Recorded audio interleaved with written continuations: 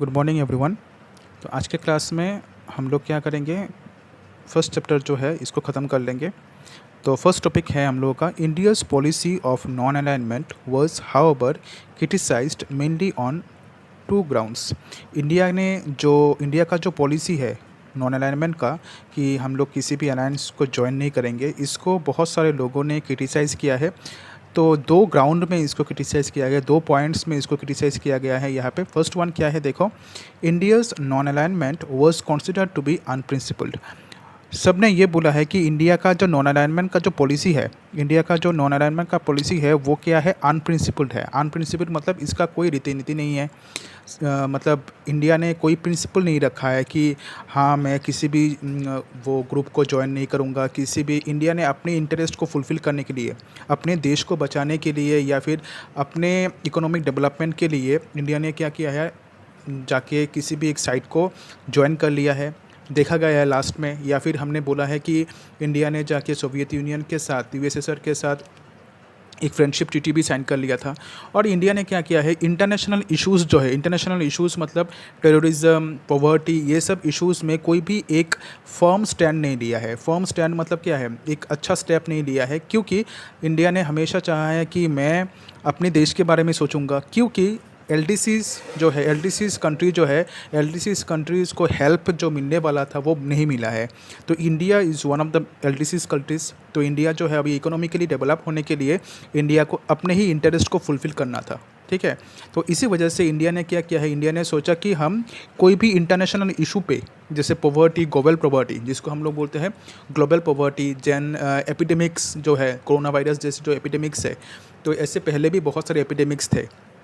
तो एपिडेमिक्स जो है, ये सभी चीज़ों पे इंडिया ने कोई भी एक इम्पॉर्टेंट स्टैंड नहीं लिया है कि कैसे इसको हैंडल करना है। इंडिया ने सिर्फ अपने बारे में ही सोचा है, ये लोगों ने बोला है, अपने इंटरेस्ट के फुलफ़िल करने के लिए इंडिया ने सोचा है। सेकेंड पॉइंट ये है कि India has inconsistent in its policy of non alignment. India जो है वो कॉन्सिस्टेंट नहीं है in its policy of non alignment. Non alignment का जो पॉलिसी है वहाँ पे इंडिया इनकॉन्सिस्टेंट मतलब क्या है, इंडिया ने नॉन अलाइनमेंट, जो नॉन अलाइनमेंट का मतलब क्या था कि कोई भी सुपर पावर को सपोर्ट ना करना, ठीक है। लेकिन for example India criticised for joining alliances but she signed a India criticized others for joining alliances, but she signed the Treaty of Friendship in August 1971 with USSR for 20 years. India ने बाकी देशों को बोला है कि तुम जाके कोई भी अलायंसेस को ज्वाइन मत करो, लेकिन इंडिया ने खुद क्या किया है, फ्रेंडशिप ट्रीटी, एक चुक्ति साइन किया है दोस्ती का, वो साइन किया है अगस्त 1971 पे, किसके साथ, यूएसएसआर के साथ, फॉर 20 ईयर्स के लिए, 20 साल के लिए, 1971 टू 1991 तक। Critics felt that bye signing this treaty India became a member of Soviet alliance system. Critics ने ये बोला है, मतलब जिन लोगों ने इंडिया को निंदा किया है, उन लोगों ने ये बोला है कि इंडिया, जब ये ट्रीटी इंडिया ने साइन किया है, तब इंडिया अलायंस, सोवियत का जो अलायंस सिस्टम है उसका एक मेंबर बन चुका है। But the Indian government view was that India needed Soviet diplomatic and military help during Bangladesh Liberation War 1971। लेकिन इंडियन गवर्नमेंट ने, इंडिया का जो गवर्नमेंट है तब इंदिरा गांधी का गवर्नमेंट था 1971 पे, तो इंदिरा गांधी के गवर्नमेंट ने ये बोला है, कांग्रेस गवर्नमेंट ने, कि इंडिया ने सोवियत यूनियन से हेल्प इसलिए लिया है, मिलिट्री हेल्प, डिप्लोमेटिक हेल्प इसलिए लिया है क्योंकि इंडिया को बांग्लादेश लिबरेशन वॉर में सपोर्ट चाहिए था। क्योंकि हमें पता है कि पाकिस्तान जो है, पाकिस्तान को हेल्प मिल रहा था यूएसए से, तो इंडिया को डर था कि बांग्लादेश लिबरेशन वॉर पे, जहाँ पे बांग्लादेश ने, ईस्ट पाकिस्तान जो है, ईस्ट पाकिस्तान ने इंडिया से हेल्प मांगा था, तो इंडिया ने जब हेल्प करने गया तब इंडिया ने देखा कि पाकिस्तान ऑलरेडी कहाँ से हेल्प ले रहा है, यूएसए से हेल्प ले रहा है। तो उसी वजह से बांग्लादेश लिबरेशन वॉर को सपोर्ट करने के लिए इंडिया ने क्या किया था, सोवियत यूनियन के साथ 20 ईयर्स का फ्रेंडशिप ट्रीटी साइन किया था। ये इंडियन गवर्नमेंट ने बोला है, ठीक है, इंडियन गवर्नमेंट ने बोला है। Further it was opined that the treaty did not prevent India from having good relation with other countries like USA।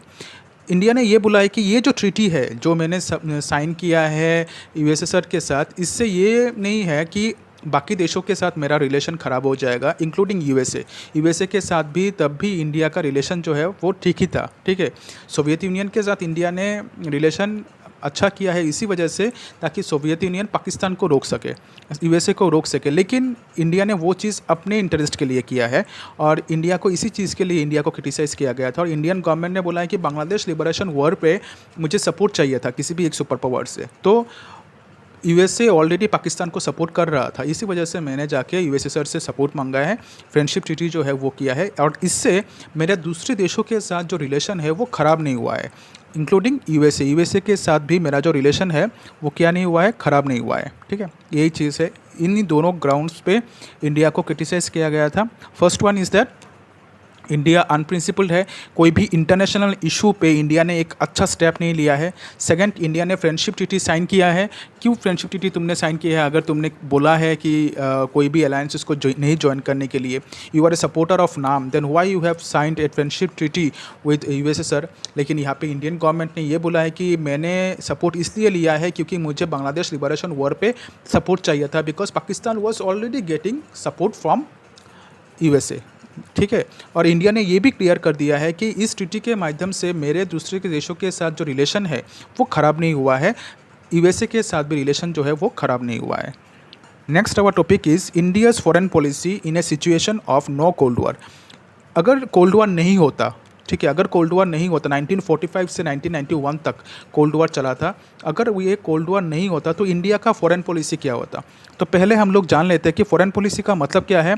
Foreign policy एक ऐसा पॉलिसी है जिसके माध्यम से एक कंट्री दूसरे कंट्री के साथ अपना रिलेशन अच्छा करता है। ठीक है, तो इंडिया ने अपने फॉरेन पॉलिसी, इंडिया का कैसा फॉरेन पॉलिसी होता अगर कोल्ड वॉर नहीं होता। ठीक है, यहाँ पे बोला है कि इंडिया का फॉरेन पॉलिसी कैसा होता अगर कोल्ड वॉर नहीं होता। ठीक है, तो देखो यहाँ पे क्या है, let us suppose that the cold war has not taken place. चलो ये सोचते हैं कि कोल्ड वॉर जो है वो नहीं हुआ है। ठीक है, and there were several major powers at the end of the second world war. और सेकंड वर्ल्ड वॉर के बाद बहुत सारी इंपॉर्टेंट पॉलिटिकल पावर्स है, मतलब बहुत सारी इंपॉर्टेंट पावरफुल कंट्रीज़ है। सिर्फ दो कंट्रीज़ नहीं है, यूएसए एंड यूएसएसआर जो दो कंट्रीज़ है, सिर्फ ये दो कंट्रीज़ नहीं है, बहुत सारे इंपॉर्टेंट पॉलिटिकल पावर्स है, मतलब बहुत सारे पावरफुल कंट्रीज़ है। ठीक है, क्योंकि कोल्ड वॉर नहीं है तो कोल्ड वॉर पे क्या हुआ था, दो कंट्रीज़ थे सिर्फ, लेकिन कोल्ड वॉर हमें सोचना है कि कोल्ड वॉर नहीं हुआ है और सेकंड वर्ल्ड वॉर के बाद बहुत सारे कंट्रीज़ है जो पावरफुल है। ठीक है, this the situation would have affected India's foreign policy in different aspects. ये सिचुएशन अगर होता, अगर कोल्ड वॉर नहीं होता तो ये चीज़ हमारे जो फॉरेन पॉलिसी है इसको इन्फ्लुएंस करता, प्रभावित करता। कैसे प्रभावित करता, पॉइंट्स पे देखते हैं। फर्स्ट वन, यहाँ पे इस साइड पे बोला गया है कि India's foreign policy in the situation of cold war. अगर कोल्ड वॉर के टाइम पे इंडिया का फॉरेन पॉलिसी कैसा था यहाँ पे, और यहाँ पे बोला गया है कि अगर कोल्ड वॉर नहीं होता तो इंडिया का फॉरेन पॉलिसी कैसा होता। ठीक है, फर्स्ट पॉइंट इस साइड से देखते हैं।